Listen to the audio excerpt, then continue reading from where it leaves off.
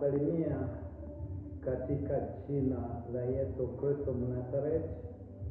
Hapa ni kituo cha maombi cha Serunga, maeneo ya Butembe, ambaye ni kuhani Peter Magabe, ambaye nawaletea ujumbe huu wa mioyo migumu. Eneo hili ni kituo ambacho watu wengi wanaingia kuombewa magonjwa mbalimbali, ambayo wanaamini wanapona magonjwa yote ya sukari, pressure na kila aina ya magonjwa ambayo uko nayo. Kwa hivyo napenda kukuletea ujumbe leo kwa ufupi. Ni ujumbe ambaye inatoka katika kitabu cha Marko 16, ambaye baada ya Yesu kukamilisha kazi ile alituachia, alienda mbinguni, na sasa ile kazi alituachia tuifanye.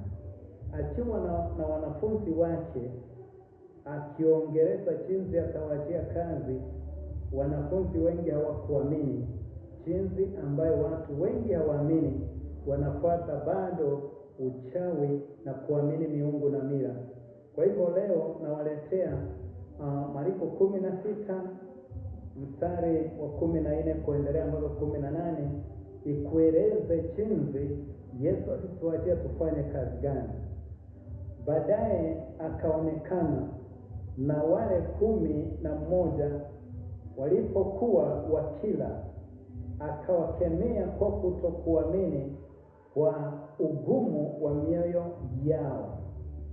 Sikia vizuri hili neno, akawakemea kwa kutokuamini kwa mioyo yao. Ina maana mpaka sasa hivi watu wengi wanaitwa wakuje kwa Yesu awaponye, Yesu awaokoe, lakini mioyo imekuwa migumu, maana shetani amempandisha, akona kiburi na dharau, na hilo limefanya moyo wake umekuwa mgumu. Biblia inaendelea kusumuza kwamba kwa kuwa hawakuwa sadiki wale waliomuona alipofufuka katika wafu, akawaambia, enendeni ulimwenguni mote mkahubiri Injili kwa kila kiumbe. Hapa inaonyesha kwamba watu wote, kila kiumbe ambaye aliumbwa na Mungu anahitaji apate habari njema hii. Kwa hivyo ndio maana nasema kwamba kwa kupitia runinga hii ambaye inakuletea habari, ni kwamba usikie neno la Mungu ambaye alituambia kwamba katika mstari wa 16, aminiaye na kubatizwa ataokoka.